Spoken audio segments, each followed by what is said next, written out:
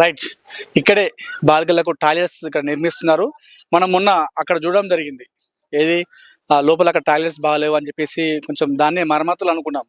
కాకపోతే అక్కడ already government నుండి శాంక్షన్ అయినట్టుగా తెలుస్తుంది. సో అక్కడ దాన్ని మరమ్మతులు అనుకున్నాం. కానీ శ్రీనివాస్ ఇక్కడ వచ్చి చూసిన తర్వాత నూతన అంటే టాయిలెట్స్ ని కొత్తగా నిర్మిస్తున్నాడు. అది అక్కడ ఉంటాయి, అది గవర్నమెంట్ నిర్మిస్తుందని చెప్పారు. అది శాంక్షన్ అయ్యేంత వరకు ఎన్ని రోజులు పడుతుందో తెలియదు మనకు. సో అప్పటి వరకు ఇబ్బంది కలుగుతుంది కాబట్టి శ్రీనివాస్ ఏం చేశాడంటే కొత్తగా టాయిలెట్స్ నిర్మిస్తున్నాడు. ఆ మరమ్మతులు కాకుండా నూతనంగా నిర్మిస్తున్నాడు. సో మనం మొన్న అక్కడ చేసాం వీడియో, అక్కడ టాయిలెట్స్ అని చెప్పేసి. ఇక్కడ క్లాస్ రూమ్స్ ఇక్కడ దగ్గర ఉన్నటువంటి ఇక్కడ ఈ ఖాళీ ప్లేస్ ఉంది, ఖాళీ ప్లేస్ లోనే చేస్తున్నారు. ఆల్రెడీ పనులు స్టార్ట్ చేశారు. శ్రీనివాస్ దగ్గరుండి మరి ఈ పనులను పర్యవేక్షిస్తున్నాడు. సో శ్రీనివాస్తో మాట్లాడదాం, ఎందుకు చెల్లించాడో అసలు ఏందని వారితో మాట్లాడదాం. అన్న నమస్తే. ఫస్ట్ మీకు థ్యాంక్ యూ సో మచ్ అన్న.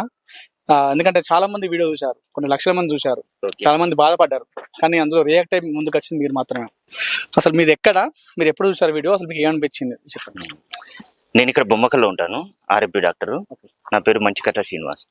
నేను మీ సుమన్ టీవీలో చూశాను 2 days బ్యాక్ ఈ వీడియో. ఆ వీడియో వచ్చిన తర్వాత నాకు కూడా ఏంటంటే అరే ఇంతమంది పిల్లలు ఇబ్బంది పడుతున్నారు కదా, సరే మనం ఈ పని చేద్దామని చెప్పేసి ముందుకు రావడం జరిగింది. మళ్ళీ ఇంకోటి ఏంటంటే ఇప్పుడు వాష్రూమ్స్ అనేది కంపల్సరీ కదా పిల్లలకి ఎవరికైనా, అందుకని ముఖ్యంగా గర్ల్స్ మీరు చూశారు ఆ వీడియోలో బాలికలు చాలా బాధతో వాటర్ కూడా తాగట్లేదు అన్నట్టుగా మాట్లాడారు. అవును రైట్. అదే పిల్లలు అసలు వాటర్ బాటిల్ తెచ్చుకొని వాటర్ కూడా తాగకుండా మళ్ళీ బాటిల్స్ పట్టుకపోతున్నాం అని, వాష్రూమ్స్ లేవని అట్లా ఇబ్బంది పడుతున్నారని అమ్మాయి వాళ్ళు కూడా మీ టీవీలో మాట్లాడారు కదా. నేను అంటే వాళ్ళని చూసిన తర్వాత నాకు చాలా బాగా అనిపించింది. సరే ఇక ఖచ్చితంగా ఈ పని చేయాలని చెప్పేసి ముందుకు వచ్చిన. ఈ రోజు వచ్చిన అంటే ఇదే రోజు వర్క్ స్టార్ట్ చేస్తున్నాం. అట్లా మనం ఏంటంటే దీని మళ్ళీ ఇప్పటికే వాళ్ళు ఎంత ఇబ్బంది పడరో తెలియదు. ఖచ్చితంగా నాకు తెలిసి ఒక 1 week లో కంప్లీట్ చేస్తాను. 1 week అంతే.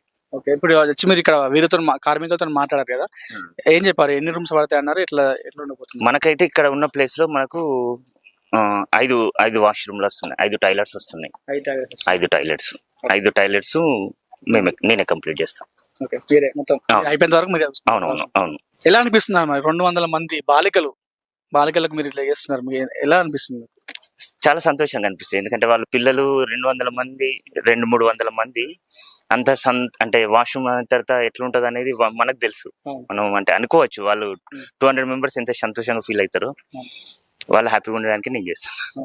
చాలా మంది ఏమనుకుంటారంటే ప్రభుత్వాలు ఉన్నాయి కదా, విద్యాధికారులు ఉంటారు, వాళ్ళు చూసుకుంటారు అన్నట్టుగా చాలా మంది విస్మరిస్తారు. చూసి రియాక్ట్ వాళ్ళు చాలా మంది, తక్కువ మంది మీలాంటి వాళ్ళు రియాక్ట్ అవుతారు. అట్లా రియాక్ట్ కాని వాళ్ళకి మీరు ఏం చెప్తారు? వాళ్ళే చేయాలి, ప్రభుత్వాలు ఖచ్చితంగా చేయాలి, మనలాంటి వాళ్ళు మానవత్వంలో చేయకూడదా? చేయొచ్చు 100%. ఎందుకంటే ఇప్పుడు నేను సొంతంగా కూడా ఒక అనాథాశ్రమం నడిపిస్తా. 20 మంది ఉన్నారు, అంటే కంప్లీట్ అనాథలు అన్నట్టు. నేను వాళ్ళని కూడా చూసుకుంటున్నా. ప్రతిదీ గవర్నమెంట్ యాక్ట్ చేయాలంటే చిన్న చిన్న పనులు కూడా అట్లా అనుకోవడం తప్పు. ఎందుకంటే మనం చేయలేక గవర్నమెంట్ మీద నిందేయడం అంతే. మాక్సిమం ఒక మనిషి అయినందుకు మనం ఒకరికి హెల్ప్ చేయాలి. మనం కూడా ఏదో ఉన్న ఒక సమస్యను తీసుకొని దాన్ని మనం సాల్వ్ చేయడానికి ముందుకెళ్ళాలి. ఎంతమంది అనాథాశ్రమంలో? ఎంతమంది? 20 మంది ఉన్నారు. ఇప్పుడు 2 years అంటే 2 సంవత్సరాల నుంచి నడిపిస్తున్నా. ఇప్పుడు 20 members ఉన్నారు, 20 మంది ఉన్నారు ఆశ్రమంలో. ఓకే, మీ సహాయ గుణం ఎప్పటి నుంచో మీరు చేస్తున్నారు? అవును, అంటే నేను ఒకటి సొసైటీ పెట్టుకున్నా. సొసైటీ మీద 2013 నుంచి సోషల్ యాక్టివిటీస్ చేస్తూనే ఉంటా.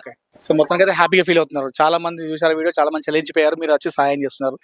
చాలా శుభపరిణామం. సుమన్ టీవీ తరపున మరొకసారి ధన్యవాదాలు. Thank you so much.